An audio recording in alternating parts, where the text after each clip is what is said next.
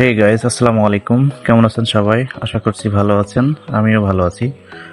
তো আজকে নতুন একটা ভিডিও নিয়ে হাজির হলাম। আজকের ভিডিওর বিষয় হচ্ছে আপনার ব্যবহৃত এনআইডি কার্ড বা ভোটার আইডি কার্ড দিয়ে কয়টা সিম রেজিস্ট্রেশন করা আছে, এটা আপনি কিভাবে জানবেন। এটা আসলে খুব সহজেই জানা যায়। কিভাবে জানবেন সেই সিস্টেমটাই আজকে আমি আপনাদেরকে দেখাবো। তো এটার জন্য আপনাকে সর্বপ্রথম আপনার হাতে থাকা স্মার্টফোনের কল কল সেটিংয়ে যাবেন আর কি।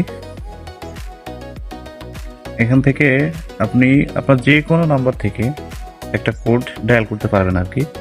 *160001#।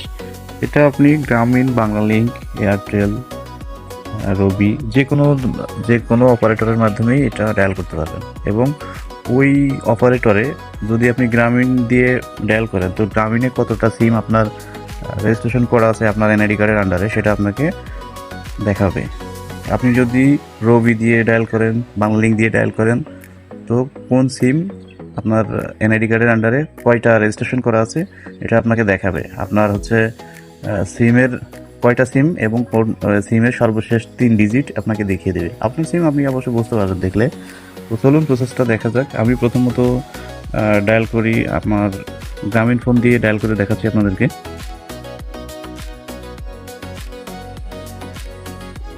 তো এখানে এই প্রসেসটা কন্টিনিউ করতে হলে আমাকে আমার যে এনআইডি কার্ড, এই এনআইডি কার্ডের সর্বশেষ 4টা ডিজিট লাগবে। তো আমি 4টা ডিজিট দিয়ে দিচ্ছি, সর্বশেষ 4টা digit. You will get an SMS soon, thank you Grameenphone. আমি যেহেতু গ্রামীণ দিয়ে ট্রাই করেছি, গ্রামীণ থেকে আমাকে বার্তা দিয়েছে। এখন কিছুক্ষণের মধ্যে একটা SMS আসবে গ্রামীণ ফোন থেকে, যেখান থেকে আমি জানতে পারবো আসলে আমার গ্রামীণ ফোনে আমার এনআইডি কার্ড দিয়ে গ্রামীণ ফোনের কয়টা নাম্বার রেজিস্ট্রেশন করা আছে। এই যে এখনই SMSটা চলে আসছে আর কি।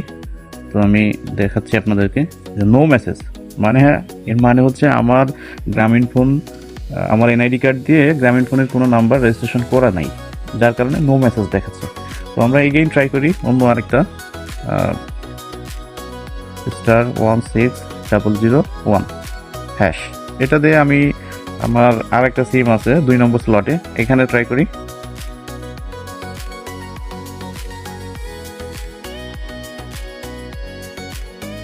লাস্ট 4 ডিজিট দিতে হবে।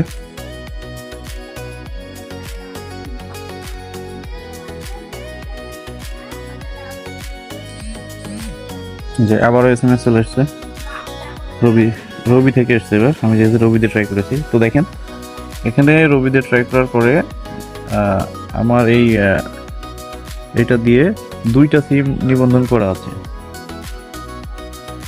2টা নাম্বারই দেখাচ্ছে। দেখেন সর্বশেষ 3টা ডিজিট দেখাচ্ছে এবং প্রথমে দেখাচ্ছে আর কি।